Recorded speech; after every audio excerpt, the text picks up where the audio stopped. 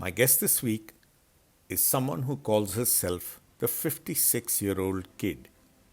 For even today, she feels like the little girl who would wash a banana even after peeling it. A most endearing quirk she held on to through her childhood years. Biologist, psychologist, mathematician, she had the potential to be any one of these. But if you ask her what she truly became, she'd say she became the best parent she could be for her two children. And in doing so, the best version of herself as a professional and most importantly, as a human being. Having just completed 17 years at Microsoft Corporation, she remains deeply grateful to the organization for giving her the space to grow, not just professionally, but into the person she has always aspired to be.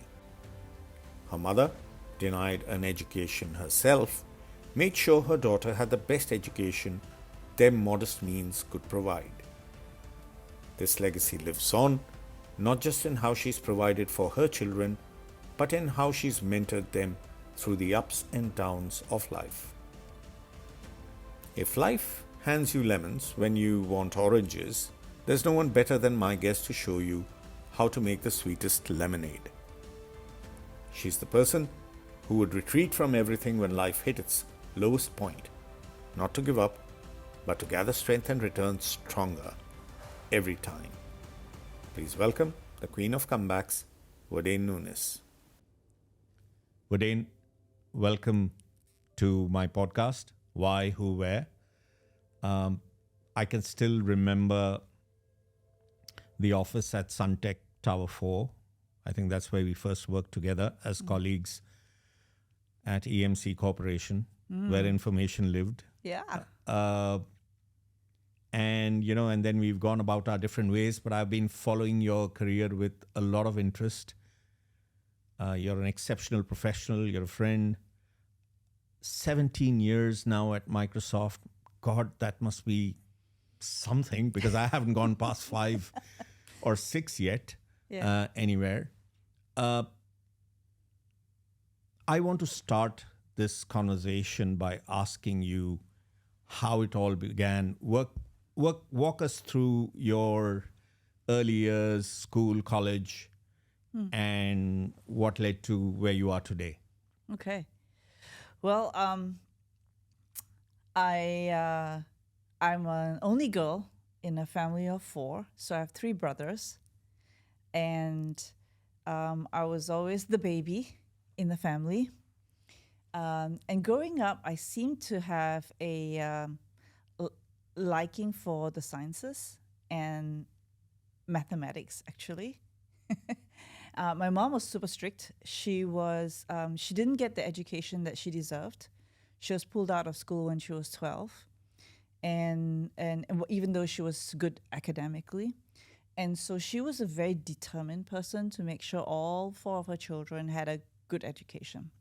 And she had this one rule for us: manage your time, there are no such thing as rewards. You do not get rewards for doing well. Her only caveat was you had to be top 10. Yeah. In fact, it was not a reward. It was a stick. It was like, if you're not top 10, you're in trouble. Oh my God. Yeah. Okay. So I think all of us grew up with She set the bar very early. She set the bar very early. So all of us grew up with this, gotta be top 10, And after that, and you're going in school, I was very academically inclined, lucky me, right? And I had brothers who were very supportive. So huge age gaps between my brothers and I. So 16, 12, and 7, age gaps, right? Wow. So my oldest brother was 16 years older than I was. And so when it came to doing homework, he was always the one, on point, helping me out. In fact, I remember my Saturday mornings being so interesting because I had to do workbooks, like assessments and stuff like that. And he would be coaching me and helping me. And then the deal was I had to finish what he gave me, otherwise no Sesame Street.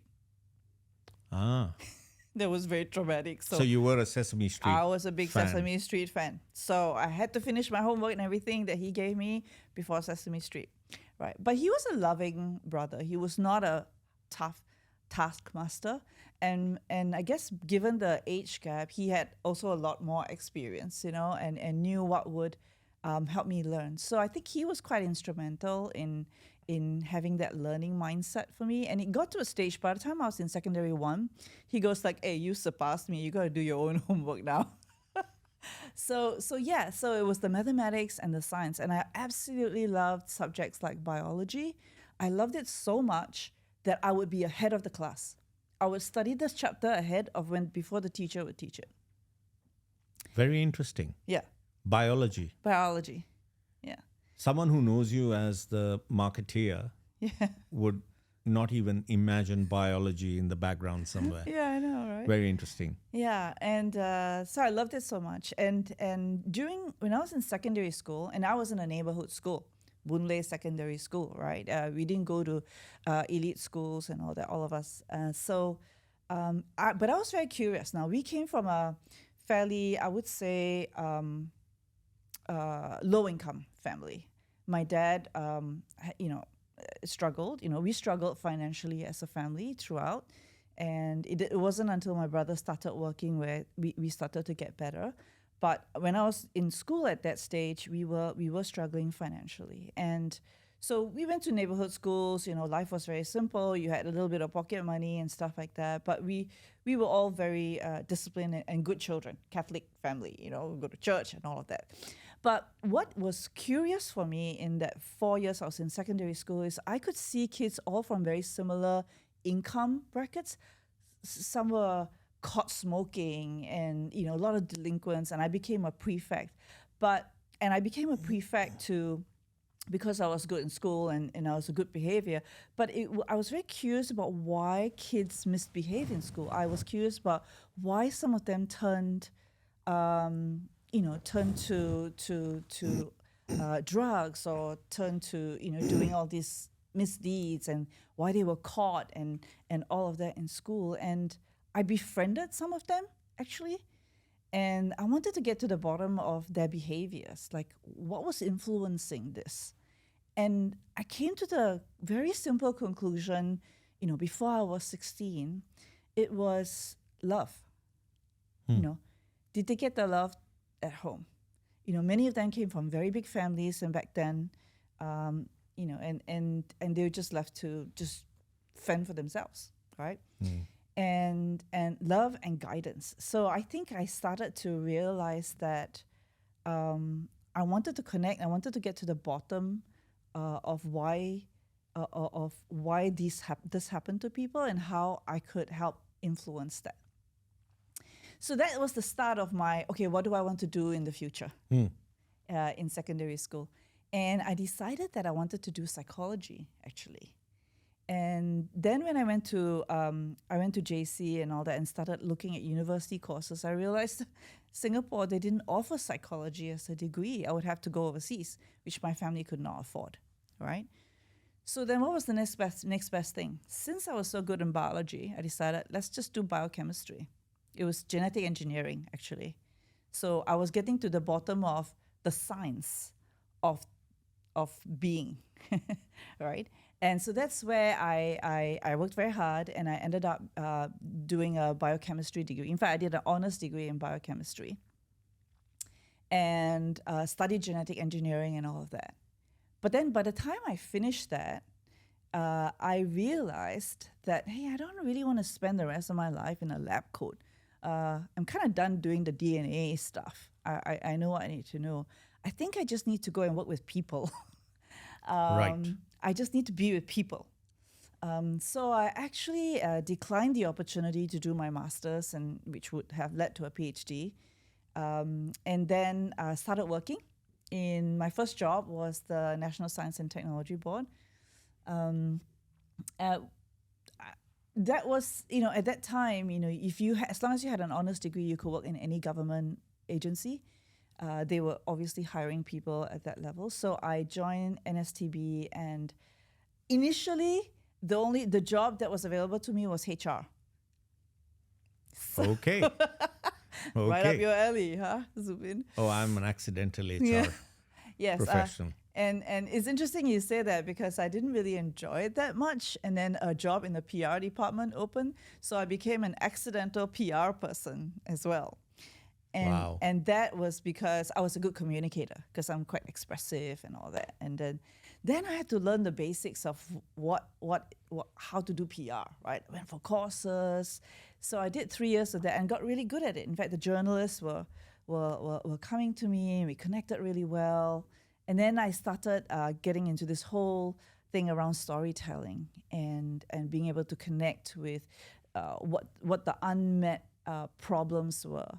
And how businesses could address unmet issues. And PR became the communication and the vehicle which I would be able to express that. So I did PR for a while, and then I joined a consultancy in Edelman. And that's where I really flourished because I went from being an individual contributor to being a manager. And I started first in healthcare because of my biochemistry background. I started first handling healthcare clients. And then, those were the days of HP and Gateway and companies like that. And then my boss at the time said, hey, there's this tech computer company. Why don't you just take this on? We don't have too many computer clients. So I took it on. It was Gateway Right. computers. And then after that, I realized, hey, I really like technology. And then EMC came along. As well as a client. And then I realized that, hey, this data stuff is so interesting. Still I loved is. it. Still is. And then I put my researcher hat on, right? And studied the whole data and data science thing, right? And it got so good that the client at the time said, you can have all our business. So so as an agency, as someone leading the agency, EMC became one of my best clients. And then we grew the tech practice in Edelman as well. But while I was doing that, I started to get the attention of headhunters. So someone headhunted me and asked me to join Apple. Right. And Apple was actually, I was a big fan at the time. And I actually had Apple computers. My own computer at home was an Apple. So I thought, oh, this is cool. Now, I was, of course, very sad to leave the agency and all that. Being headhunted, I was not really planning to leave the agency. But I was like, wow, opportunity to work for Apple in a regional role and travel and all of that got opened up, right? But after I did that, I realized, oh my, as much as I love the company and the products, the culture in me wasn't a good fit. Right. And then I realized the importance of, understanding the culture of the company, right? Was this, and I'm just thinking, is this where your the psychology kicks in, right? I mean, it's about the very fact that because people go through 20 years of working somewhere and just become that culture, And what I'm hearing is you could pick it up so early. Yeah. And I think I meet so many professionals who miss that. Yeah. They join a company and they try to become that. Yeah. Yeah. Whereas you picked it up early, and I think that psychologist was there somewhere in the back of my brain. At the back of your the psychologist in me, actually, there was something else that was happening at that time as well. I was getting ill a lot. I was, I injured my foot. I was in a cast, and I was like, why is all these things happening to me? Like over this short period of time. And then I started to question the mindset that I had at that time. It was very much, I'm not good enough. I'm down. I cannot meet the expectations, or, this person wasn't very nice to me, and there was a lot of that. Right. Right. And then I kind of boiled it down to, hey, I think there's a connection between me not enjoying work and the fact that I'm getting ill so often. What's happening to you? Yeah. Yeah. Sometimes the body gives us signs. The body was giving me signals. And so as much as I love the company and I love what they did and I had an exciting time professionally, I made the tough decision that, hey, it wasn't healthy for me to continue. Yeah. And around about that time, I think EMC missed me so much because I had to stop doing their business. They reached out to me and said, hey, we have a job now. Are you interested? And that's where I repivoted because the job was a marketing role and most of my experience had been in communications.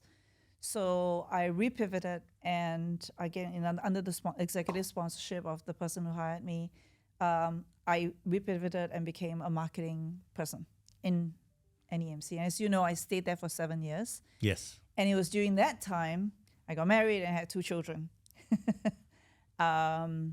And it was tough, actually. It was so tough because EMC is a company that was, first of all, I had an amazing career at EMC, okay? But it was a very male-dominated company. And even though I had made it to the leadership team at some point in that 7 years, it was very male-dominated. It was really tough. And I think being a young mother and all that and having to travel, again, that whole sickness thing started to happen. But also, more importantly, I had very difficult pregnancies. Both my pregnancies required me to, I was having nausea. I was going into hospital a lot because of the pregnancies. And doing the job at the same time. And doing the job at the same Let's time. not forget I had that. high blood pressure in my first pregnancy. So I had to give birth earlier, and both were cesarean. So there was, despite that 7 years and despite winning in awards and being recognized, a value contributor and all that, when I had those tough pregnancies, I didn't have the support of the people around me, actually. And I was very disappointed by that, right? Because I'm a very self-driven person. So when I had the children and then found that, hey, suddenly it's like support system at work, not there. So I also then made the difficult decision after my second child to leave because, again, the culture of it, my lifestyle changed. My lifestyle had changed. My priorities had changed. And the kind of expectations professionally within EMC was no longer a good fit for me. So then I took a year off and I just focused on myself and I was focused on getting my health back. I was suffering from, you've heard of osteoporosis, but I was suffering from osteopenia, which is the level just before osteoporosis. And I was getting fractures and things like that very easily, again, while I was at EMC. So I decided that health thing, I had to refocus on it. So quit the role, and I took a year off to just focus on getting my health back. Right. And it was also a great opportunity to focus on the kids, right? Because I had a 4-year-old and Oliver was 1, so it was nice to just be there, be the mommy, right? And they've turned out, as someone who knows them, they've turned out beautifully. So yeah, that I'm sure that year played a part somewhere in that bond that you have. Yes, indeed, it did. And we bonded a lot, right? But it was also at that point in time where my partner at the time decided to have his own business. And so it became a little bit, I felt very financially insecure at the time, me taking time out and then, my partner having being an entrepreneur. So after, within that 1 year, I was approached by Microsoft. Someone who knew me, and I showed up in the interview with him, with Oliver in my arms. I had a pram. We went to a Japanese restaurant. Oliver was sleeping, and so it was really odd. But he was trying to coax me to go back to work, and he said, "No, you have all the capabilities. You just do a Singapore role, no travel. You can manage your." Be home and all of that, and promise you we'll help you be successful. I was like, okay, that was attractive. So I joined Microsoft, and actually I was doing a role that I knew that I had very little knowledge of. It was an anti-piracy role, but I had to bring in all the skill sets that I have into that role. But I had to learn a lot about licensing and software and all that. So I did the anti-piracy role for a year. And then that started the journey within Microsoft. And the reason I think I've been at Microsoft for 17 years is because One, I've had very inspiring leaders who took bets on me.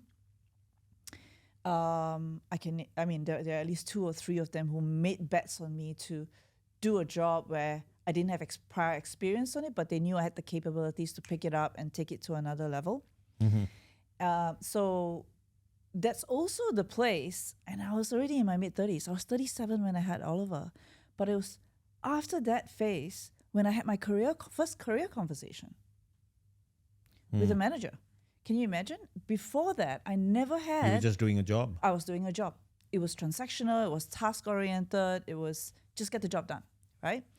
So it was at Microsoft where I had my first career conversation. What do you want to do 3 to 5 years' time? What are experiences you want to have? How are you going to... How do you want to... How does this gel with your life? How does this gel with your goals? Mind-boggling. And I have to say, it took me a long time to open up my mind into having those kinds of conversations. Wow. And, as someone who knew you and I've known you for a while now, but I'm learning so much about you in the last 15 minutes. Yeah. As someone who knew you as the marketing professional in EMC. Yeah. And then I look at your career in Microsoft. Yeah. Very few of them have been marketing jobs. You've done such a diverse set of roles and functions. Chief of staff, now you're running the executive Experience Center, yeah. Experience Center. It says, as much as it says a lot about Microsoft, Yes. it also says a lot about you. Yeah. Throughout my career, I think I've repivoted roles about 6 times. And a couple of those times was before Microsoft, and then many more times within Microsoft. And I'd say the biggest difference, I would say, having done it within Microsoft is having people who believe in you and bet on you and who help you to be successful in the repivoting, right? Very tight coaching, breaking things down into milestones and skills and competencies, and then building the network of people and the connections to help you grow in the role and to get input into the role, and then also making the role your own, right? There was a role that I was really, really loved and I thought I had the capability to do, but I kind of didn't put my hand up for it. One, because I had 2 young children at home, I didn't want to do like networking, and I didn't want to do like things after office hours. I didn't want to be working, overnight and reviews and all of that. So it's a job that capability-wise I knew I could do, but I just felt that with the commitment with the children, I didn't want to put myself in that situation. But later on, right, as I also evolved in my career at Microsoft, I was having a conversation with somebody about that, and that person said, Verdayne, you shouldn't have done that. You should have gone for it anyway, because when you are in that position, you define it. You define the hours you're going to work. You define how much after office hours you're going to do. So That's never well let said, something actually. like that limit your choices. That's very well said. I think so many people have this image or a perception of what it will take in that role. And some of the best leaders I have met, and I've met a few over my career, have always said, the job is what you make of it. Yeah. The job is what you make it into. Yeah. I'm not the one who's going to ask you what to do, when to do. I'll tell you what needs to be done, and then you go figure. I mean, that's the whole idea of getting a senior person in a role. Yeah. And I think clearly you've been fortunate, and I use the word fortunate because luck does play a part in who we get as a boss and the success that follows. Yeah. In all these moments, has there been what you would call a defining moment in your career? The defining moment for me has been when I became a mother. It influenced the choices that I made in terms of the jobs that I did, but also it influenced me as a person. I became a much more empathetic person. Even people at EMC who knew me, who reported to me at the time, I think you know some of the people who did, said that I became a much more compassionate manager. I became someone who was more of a coach for them. So I moved from being task-driven to people-driven, actually. And I started to care about what people wanted in their lives and how to make the job work for them. And so I actually became a better manager by becoming a better parent, by becoming a parent, sorry. And vice versa, because I also learned things about being a manager and how I could apply that to coaching at home and, you know, and taking a step back and giving people space and all those things, you know. Yep. So I learned both ways, and I think I became a better person all around after that. Wow, that is truly a defining moment, because there are so many women, I guess, who would put off becoming mothers, you know, because of careers. And I think what you're saying is going to come as such an inspiration in many, many ways. But it probably also is the case that it may not be something for everyone. Yes. Everyone may not have the capability to do that. Yes. And you had, which is a good thing. All careers come with challenges and hurdles. And I think we've heard some of the challenges you've had. What would you call like a real low moment in all these years? And, you know, where you felt that you've got to now make a choice about what you do next, and or how that moment is going to impact you, or whether or not you'll even have a career going forward. Yeah. You know, was there ever a moment like that you thought, you know, this is going to be, what do I do from here? Yeah. Actually, I would say in the last 4 years, I've had those thoughts.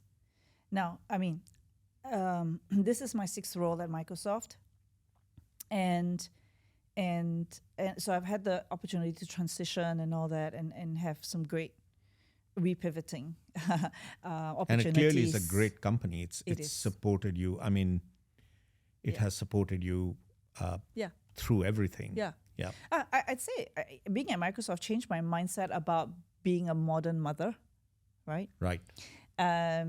I know I'm going to digress a little bit, but I needed to redefine what was important to me as a mother, firstly, because I think society has been very supportive of women to do careers, but when it comes to the women in careers having roles at home, that didn't change.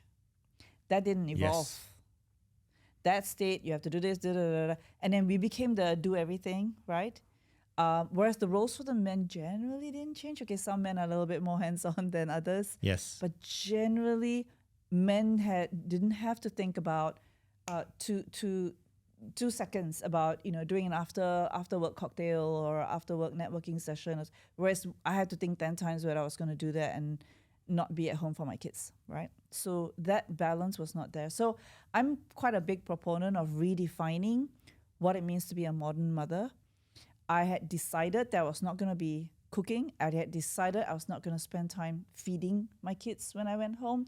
I had decided that I was going to be the person who would inspire them, the person who would help them think big, the person who would help them get that negative inner voice and train that negative inner voice, and build more self-esteem. So I decided on the role that I wanted to be for my children, right? So that was the first thing, which is why it gelled very well to me being a manager, because I also wanted to be those things for people whom I worked with and who worked for me, right?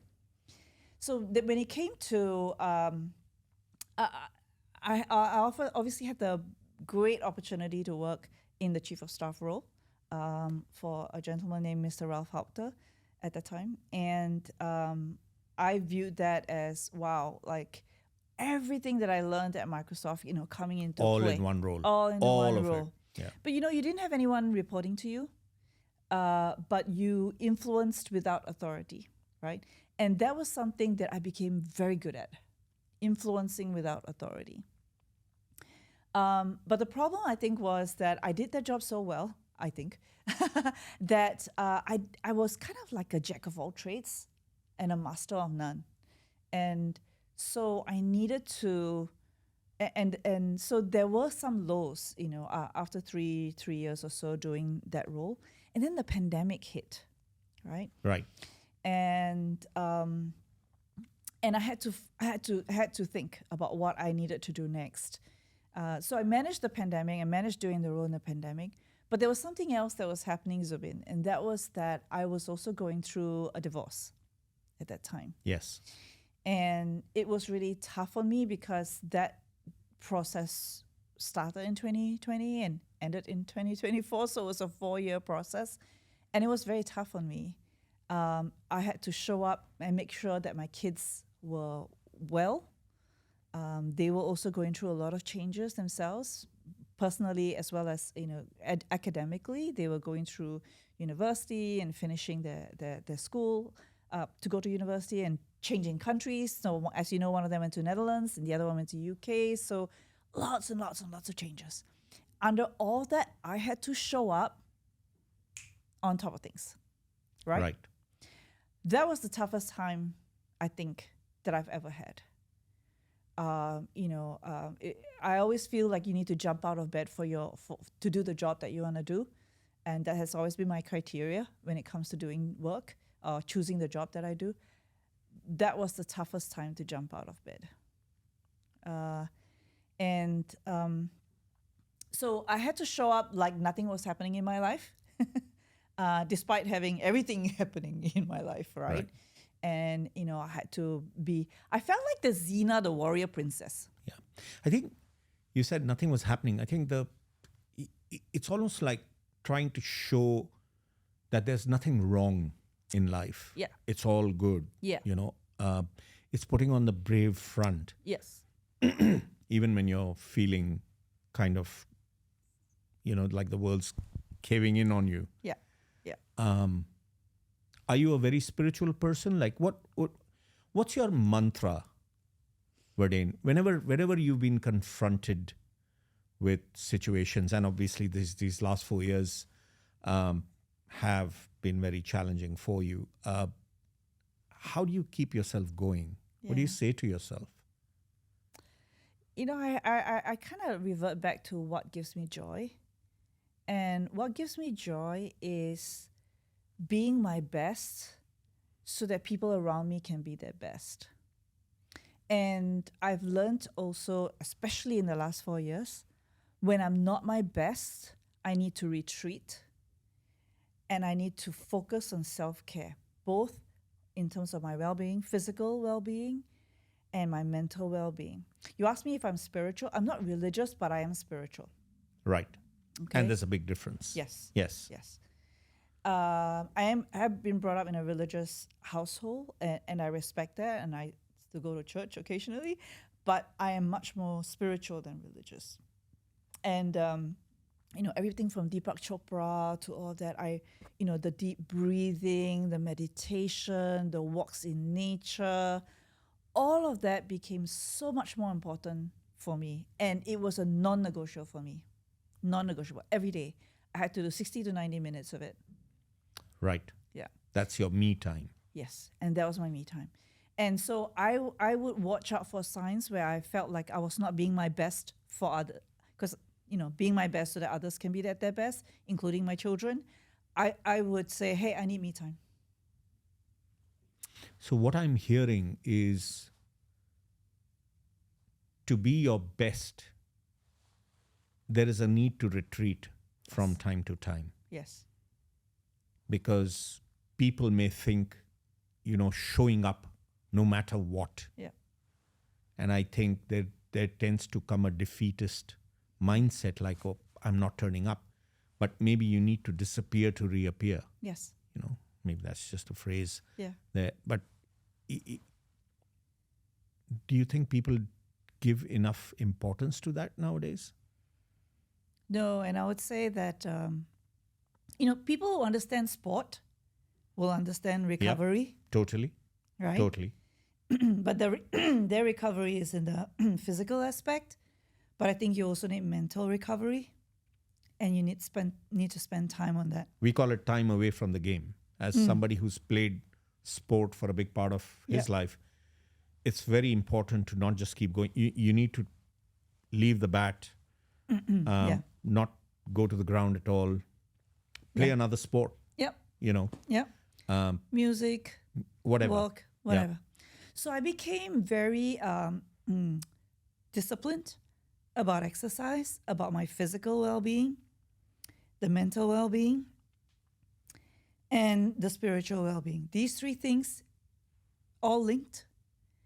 And I discovered the importance of self-care and making it a priority in my life, because I wanted to show up the best for my kids, right? So if I'm not, they would also understand. In fact, I've also told them that if you're feeling annoyed, if you're feeling irritated, kind of remove yourself and go. So I had to model the behaviors. You can't just tell someone to do that. I had to model the behaviors. Yes. And it's very easy to instruct. Yes. But very difficult to lead. Yeah. As it said. If you were to give, especially to all the women out there who are starting out in their careers, and to anyone for that matter, I think success is not the bastion of any gender. It is not. It doesn't belong to any one particular type A, type B person. If you were to give one piece of advice to people starting their careers or even mid-career, going through a turmoil, what would that be? I talk a lot about to others and people who work for me, like build your personal brand. And your brand is not the job you do. Your brand is much bigger than the job you do. But brand has to be linked to your purpose. So what I've discovered in my career is that my purpose has changed throughout the career. So I started out wanting, recognition, reward, being compensated, and then I became a parent, and then it became, how does my career fit in with my priorities as a parent? And now that my kids are much older, I'm looking for bigger things and how I can help coach and manage other people and grow other people. So my purpose in life has changed, and with that, my personal brand has also changed. I would say, have much more thought around what you want, what your purpose, and how it relates to your personal brand, because it does help you determine the kind of jobs that you want to prioritize at that stage in your life as well. And then when you achieve that, that's when you achieve success. So success is not the big thing in being CEO. And by the way, growing up, I also wanted to be a CEO. But today, 30 plus years into my career, for me, success is being the CEO of my life. Very well said. Yeah. Very, very.